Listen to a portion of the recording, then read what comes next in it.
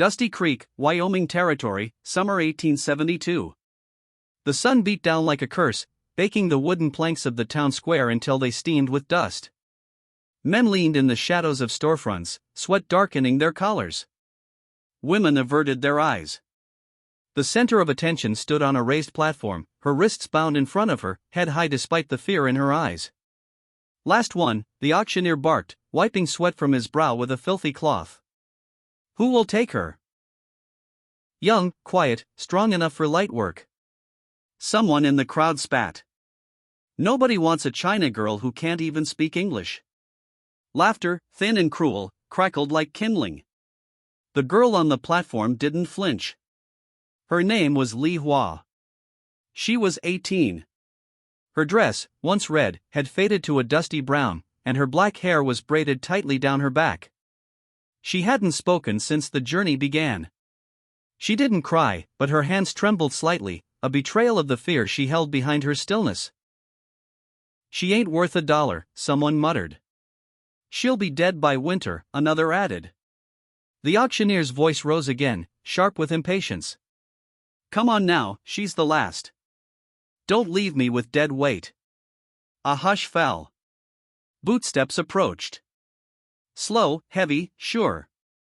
James Morgan stepped out from beneath the shade of the saloon's awning. 32, tall, lean, worn black coat, dust-streaked boots. He walked like a man who had lost more than he said, and carried it in his silence. A widower over 5 years, no children, and a ranch 3 miles east of town, with only horses and wind for company. He stopped at the foot of the platform, squinting up at the girl. "I'll give $50. Murmurs rippled through the crowd. The auctioneer blinked. 54. "This one?" "She's not for sale anymore," Morgan said calmly, reaching into his coat. "I'm not buying her to work. I'm giving her a name. Mine. I want her as my wife." The crowd went silent. The wind paused like it was listening. "She don't speak a word of English," someone said under their breath. James turned slowly. "Neither did my grandmother. She still built a home, raised 5 kids. We understood her just fine." The auctioneer's lips twisted. "You're serious?" Morgan stepped forward, laying down the bills. "I don't play games." Lee has stared down at him, unsure. His eyes met hers. Not hungry, not cruel, but steady. She didn't understand the words, but something in his gaze said, she wasn't neat at a market. She was human. The auctioneer muttered and called it, "Sold to Mr. James Morgan." He gestured to the deputy, who stepped up and cut Liawa's bindings. She rubbed her wrists, blinking against the sun, against the strangeness of it all. James didn't touch her. He waited until she looked at him. Then he tilted his head slightly as if to ask, "Ready?" She nodded once. He led her through the crowd. The people parted quiet now. Some watched with judgment, others with disbelief. Liawa walked beside him, not behind. She didn't speak, but she lifted her chin. At the wagon, James offered her the shaded seat. She hesitated, then climbed up. He took the reins without a word and the wagon rolled forward away from the square, away from the platform, away from the eyes. Liawa sat stiffly, hands in her lap, heart pounding. James said only one thing on that long rattling ride out of town. "You're safe now." She didn't know what it meant, but the way he said it, quiet like a vow, made her believe it. And for the first time in weeks, she let herself exhale. The wheels creaked beneath them, and dust rose like smoke in the fading light. James held the reins with one hand, the other resting loosely on his thigh. He said nothing, kept his eyes forward.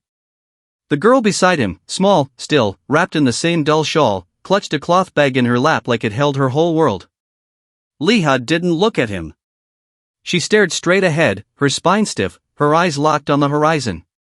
Her knuckles were white from gripping the strap. James glanced her way a few times, measuring her silence, her tension. She had not spoken since the auction block, not even when he helped her into the wagon, not even when the town fell behind them and the open plains took over.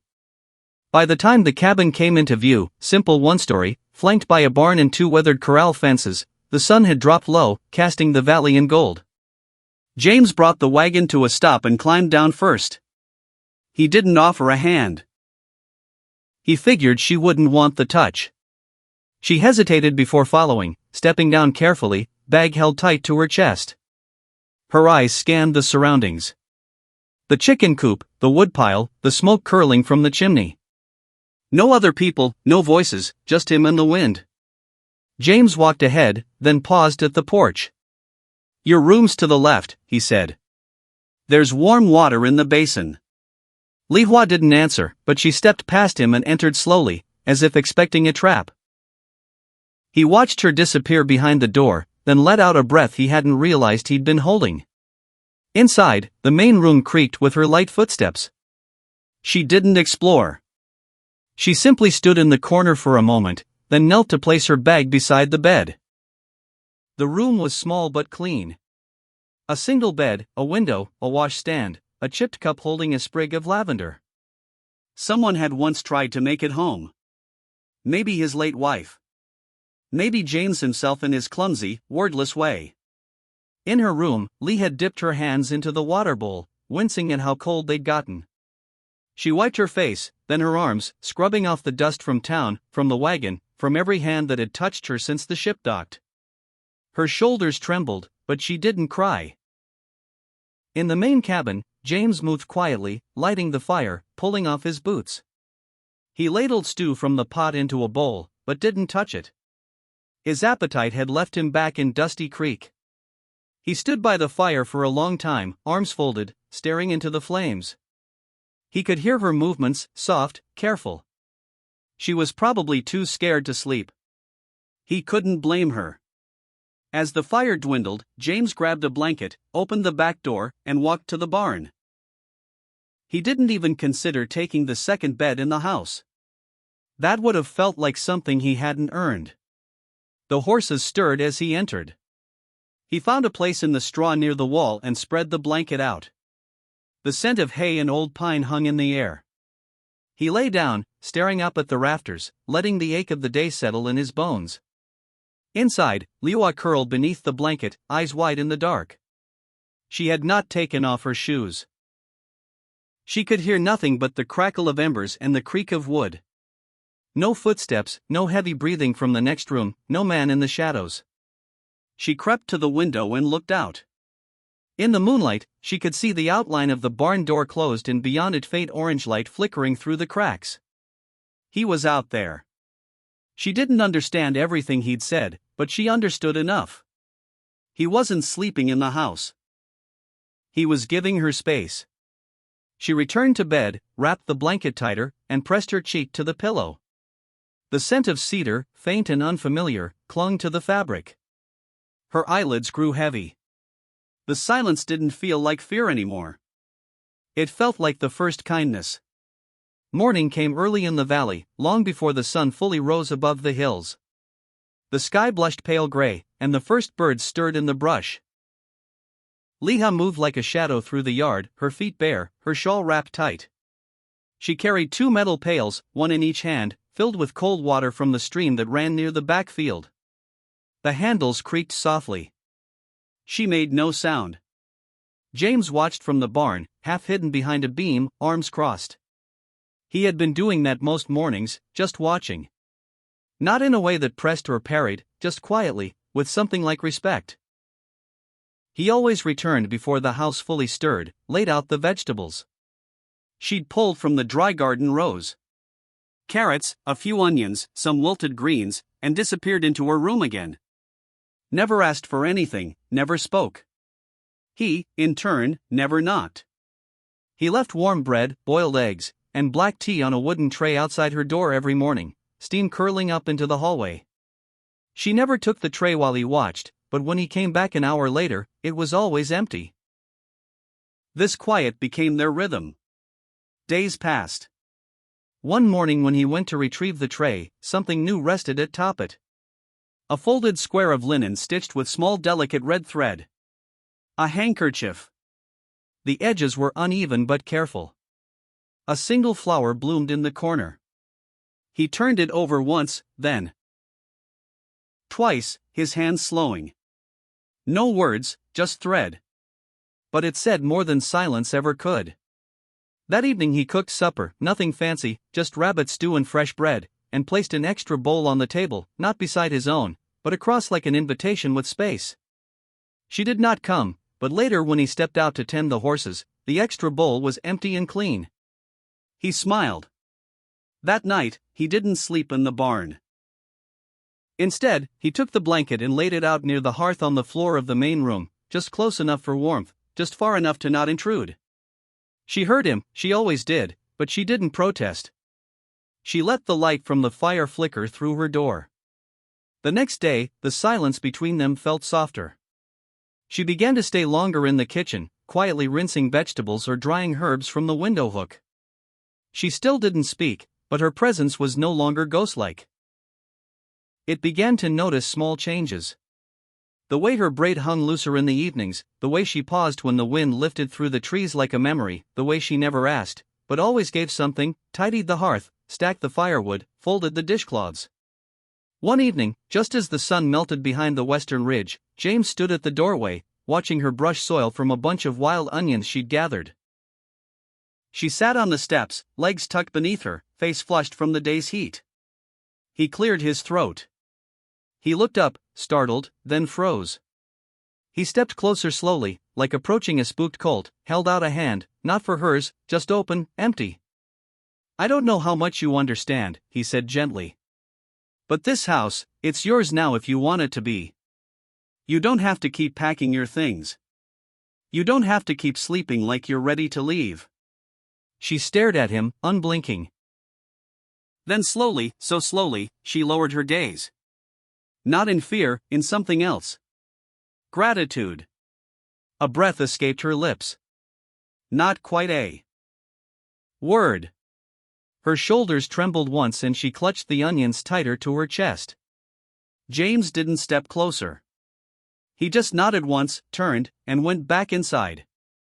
Later that night, when she passed through the main room, she found the red-stitched handkerchief tucked neatly beside a bowl of tea, waiting on the table, and beside it, another folded cloth, blank, waiting for her next message. The dry season had settled over the land like a second skin. Cracked, relentless, and full of silence. The fields hadn't seen real rain in weeks, and even the chickens scratched with half-hearted effort, as if too tired to bother. But inside the ranch, something softer had begun to bloom. James didn't push. He never did. But each morning, he showed her how things worked.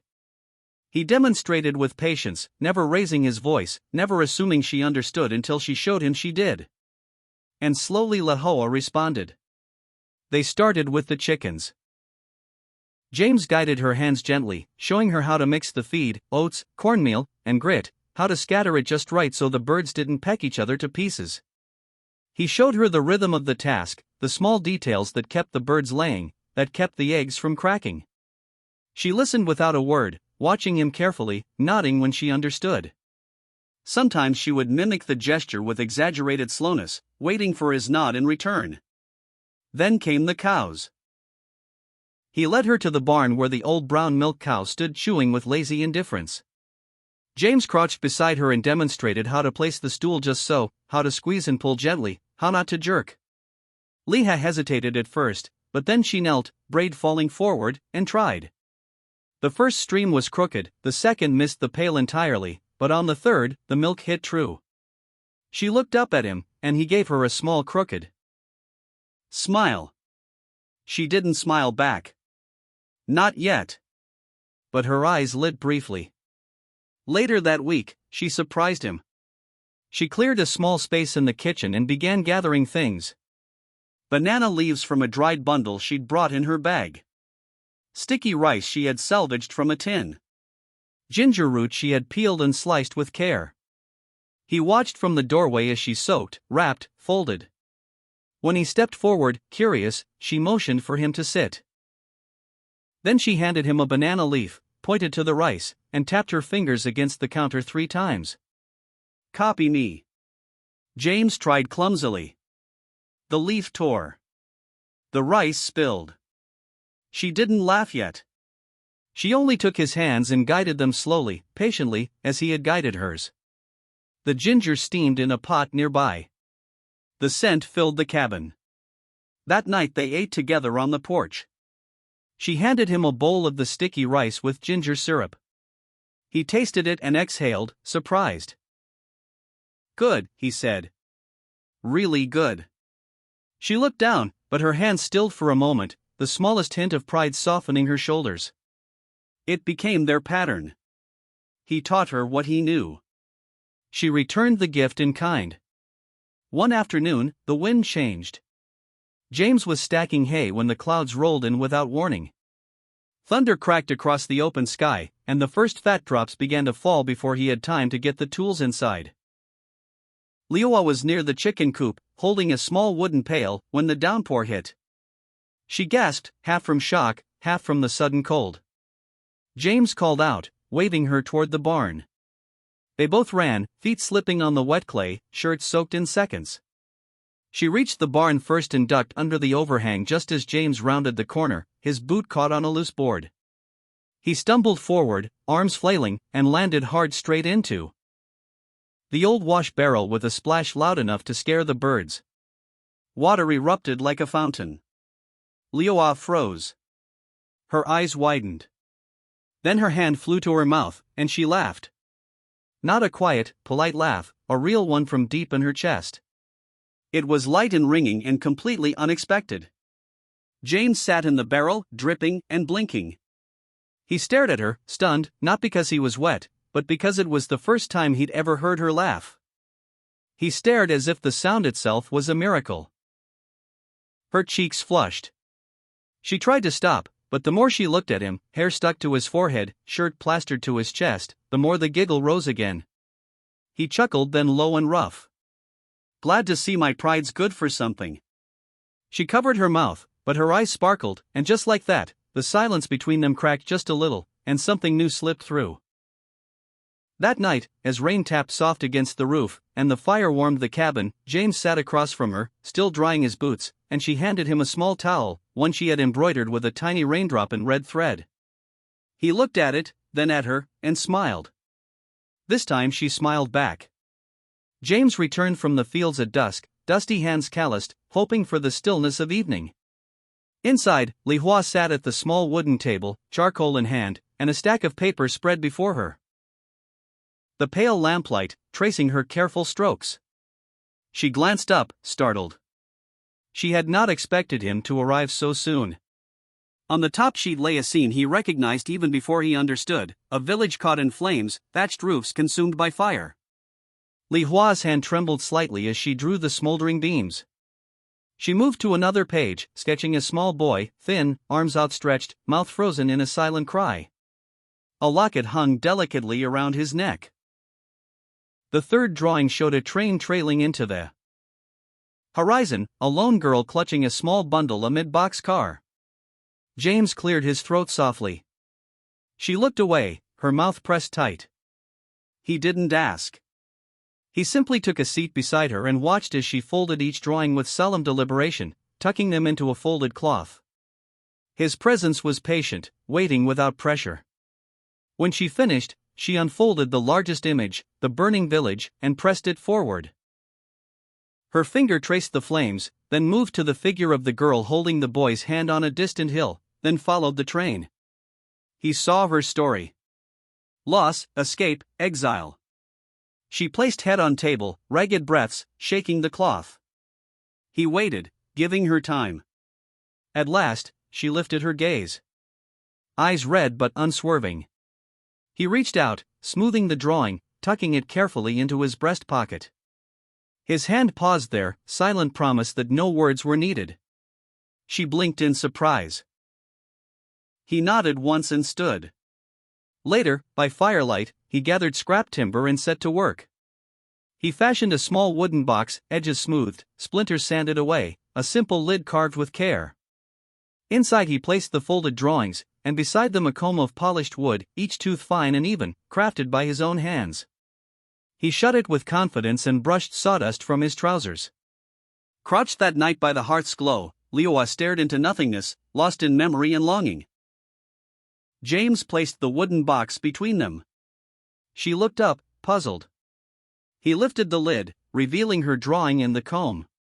He lifted the comb and pressed it into her hand. Smooth, unspoiled wood warmed by his touch. His voice was low and even. Your past does not have to disappear, but your future, if you will, it can begin here. Her eyes widened as words caught in her throat. He squeezed her fingers gently. She nodded, tears gathering, yet a fragile smile forming at her lips. The next evening, with twilight draping the sky, Leah sat at the table, a small notebook opened before her. James leaned in the doorway watching. She raised a page where two careful English words stood. Thank you. Her voice was hesitant but clear. Thank you. He closed the notebook softly and replied, You're welcome. After that, nightly lessons began. James admitted he'd never ventured far enough to learn another tongue. Lai Hua hummed hymns in Mandarin, melodies of her homeland drifting through the quiet. He guided her through English essentials, days of the week, animal names, asking for water or warmth. She mimicked each word, brow furrowed in concentration until her pronunciation rang true. He quietly applauded. In turn, she taught him Mandarin. He stumbled over its tonal intricacies, but her laughter, soft, genuine, encouraged him. She taught one evening, pointing to his chest. Heart, he repeated until she nodded, satisfied. One dawn, he found her at the door, hair loose, eyes bright in the early light. He carried a bucket of water. She smiled and simply said, Thank you. The moment was small, but it spoke volumes. From then on, morning meals became shared rituals. Warm bread and tea, the wooden comb resting beside her plate like a silent emblem of their bond. In the corner of his ranch, new roots were taking hold, nourished by mutual trust, patience, and kindness that bridged history and language. And in the hush of night, when wind rattled the rafters, neither was alone anymore. Dusty Creek stirred with whispers long before the sun rose. Word traveled fast in towns like this. Faster than trains, faster than truth. By breakfast, every saloon and dry goods store buzzed with the same line.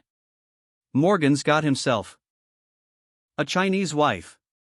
They said it with scorn, with laughter, with disbelief. It reached every porch and poker table. No one cared that she was quiet or small or walked with her eyes lowered. They only saw a difference and judged it. At midday, Leah stepped onto the main street to fetch supplies. Her silk-trimmed sash caught the sun delicate against the dust. She felt the silence close in as she passed, the unnatural stillness of eyes lingering too long, of heads turning but not speaking. The whisper of boots scraping would follow her like a ghost. Near the saloon, a group of men blocked her way. Whiskey flushed their faces. Cruelty shone in their grins. Hey Teresa, one Jared, twisting her name into something foreign. Bring any dumplings with you? Or maybe Morgan keeps him in her sleeves? Another chimed in. Betty paid less than he did for that mule of his. Leah gripped her basket tighter, eyes lowered, dignity burned quietly in her silence. One man staggered forward, bent in a mocking bow. Come on, sweetheart. Give us a peek. $50 must have bought something worth looking at. Laughter swelled. The others clapped and snorted. Liua backed away, basket trembling in her hands. She blinked against the tears. Then suddenly, he was there. James. No words, just his presence. Just the firm clasp of his hand over hers. Just the steel of his body stepping between her and them. The crowd stilled. No one spoke now. James didn't raise his voice. He didn't need to. His eyes, hidden beneath the brim of his hat, said enough. He turned, keeping Liwa close, and walked her down the boardwalk. She followed, barely breathing. Back home, the silence lingered, but it was warmer. James guided her to the kitchen table. She sat without speaking. He knelt to remove her slipper, tying it gently. She pressed a hand to her chest, unable to meet his gaze. Then slowly he crossed the room. From inside his coat, he unwrapped a worn leather-bound Bible and laid it before her. She looked at him puzzled. He opened it. Tucked inside was a single folded document. Liuwa stared. It was a marriage certificate, her name beside his in slow, careful English letters, signed, witnessed, real. She reached out, fingers hovering over the paper, then touching it lightly. Her name in ink, not whispered, not passed in secret, written. James spoke, voice low, steady.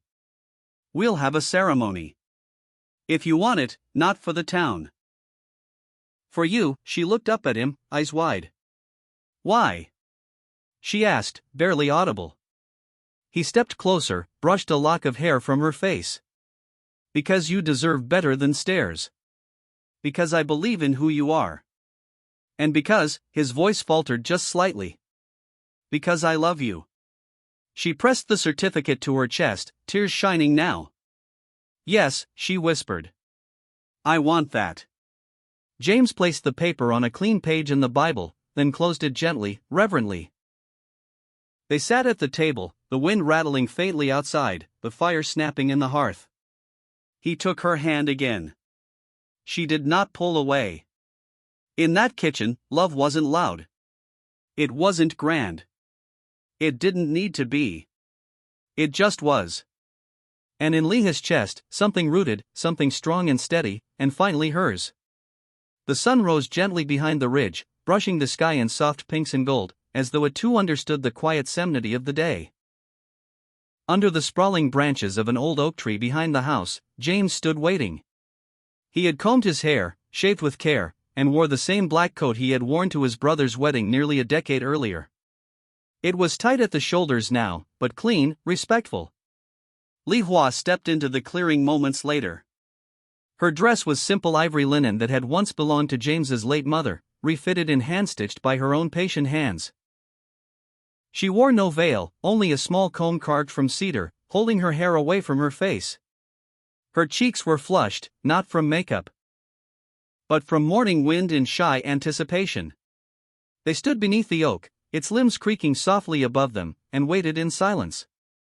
The only other soul present was Reverend Moore, a retired circuit preacher who'd baptized half the valley. He wore a threadbare collar and smelled faintly of tobacco and old rain. His voice, when he spoke, was as steady as the tree they stood beneath. No choir, he said gently, flipping open a small Bible. No pews, but the Lord listens better when it's just heart and earth. James took Leah's hands in his and her fingers closed around his with a light trembling. He looked at her, not just the woman who had once stood trembling in the heat of a town square, but the woman who now looked back at him with trust shaped by days of silence and evenings full of learning a language together. You have brought more life to this land than rain ever has, he whispered. She smiled and for the first time whispered back, thank you for not leaving me where they did. Reverend Moore said the words, simple and sacred. They exchanged no rings, but when he pronounced them husband and wife, James reached into his coat pocket and placed a red silk ribbon around her wrist. From your mother's basket, he murmured. You left it in the corner cupboard. She looked down at the ribbon, touched it to her lips, and nodded. Afterward, they shared tea from chipped porcelain cups on the porch. No guests, no music, only the soft rustling of dry grass and the occasional creak of the oak behind them. The tea was warm. The silence was enough. Then James stood, took a shovel from beside the porch, and gestured to the spot they had cleared the day before. Together they planted a young red plum tree. Its roots were bundled in burlap, its leaves barely sprouting.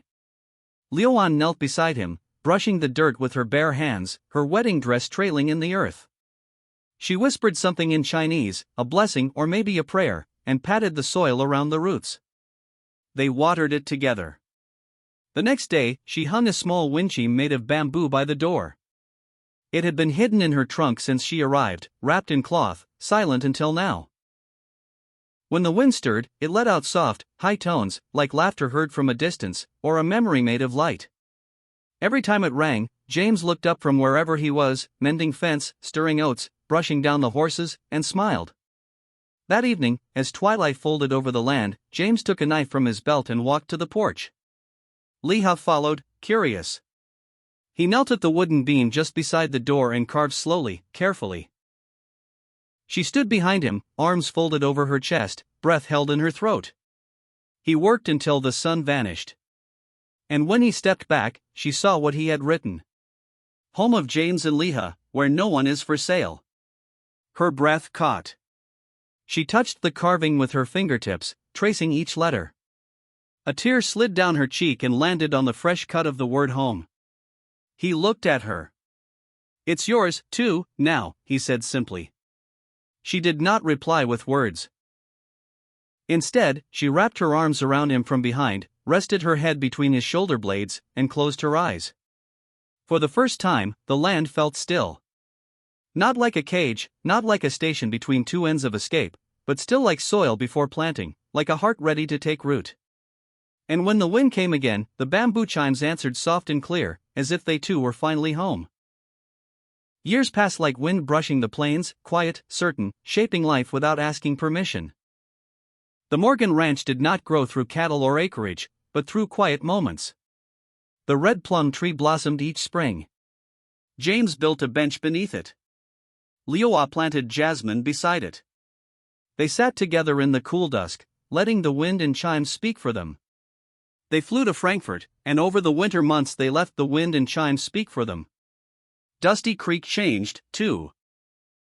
It started the day Leah stood in the church backroom offering to teach children how to write their names in Chinese. It's not just writing, she told the hesitant parents. It's memory. At first only a few came, then more. She taught brushstrokes, patience, meaning. They called her Miss Lee. One student stood out. Rosa, quiet, unsmiling, orphan after her mother died and her father disappeared along the rails. No one wanted her, but Li Hua did. He brought Rosa home one drizzly afternoon. James did not question it. He dried Rosa's shoes, handed her a wooden horse, and asked gently, "Do you like tea?" Rosa nodded once and stayed. That night, watching her read quietly on the couch, James said, "She's small, but she fills the whole room." The town softened, too. No longer whispers about the Chinese bride or the lonely widower, just the Morgans. Locals began to call their home the House of First Smiles. Li Hua never explained the past. When asked why she stayed, why she loved this hard land, she would only say, "Because I was not left behind." One evening, Rosa climbed into the porch swing beside her. "Mama," she asked, "were you really sold?" Leah paused, then nodded. "Yes, a long time ago." "Did it make you sad?" She held Rosa's hand gently. "It did. But then a man stood up, not to buy me, but to give me a name, not with money, but with kindness." Rosa's eyes blinked. "So, he gave you a home?" "Yes." Leah smiled. "Exactly." James stepped onto the porch just then, brushing sawdust from his sleeves. "Everything all right?" Leah nodded. "We were talking about beginnings." Later, after Rosa had gone to sleep, James found Li Hua by the fire, holding the drawing she had made long ago. The burning village, her brother's face. "You kept it," he said softly. "I had to," she replied. "It's where I began." But now, she placed the paper back into the wooden box beside the comb, the ribbon, and a dried plum blossom. "Now I know where I'm going." James touched her hand. "With me?" "With you, with her, and anyone else who needs a place." He smiled. "We'll need a bigger table." "We'll build one," she said. Outside, the chimes danced. Inside, the fire glowed warm. And for the first time since that day on the auction block, Leah knew she belonged. Not to a man, not to a town, but to love. If the story of a man who only wanted peace and a girl sold like property yet given back her name and a home touched your heart, don't forget to hit subscribe to the Wild West Love Stories channel. Here we tell love stories written in dust and silence, but burning deep, where promises are kept, not with words, but with actions, and where love, once chosen, outlives time and fear. You'll find more than romance. You'll find people who stood beside each other when the world gave them every reason not to. Wild West love stories where hearts belong to those who dared to love across borders, blood, and silence. We'll see you in the next story.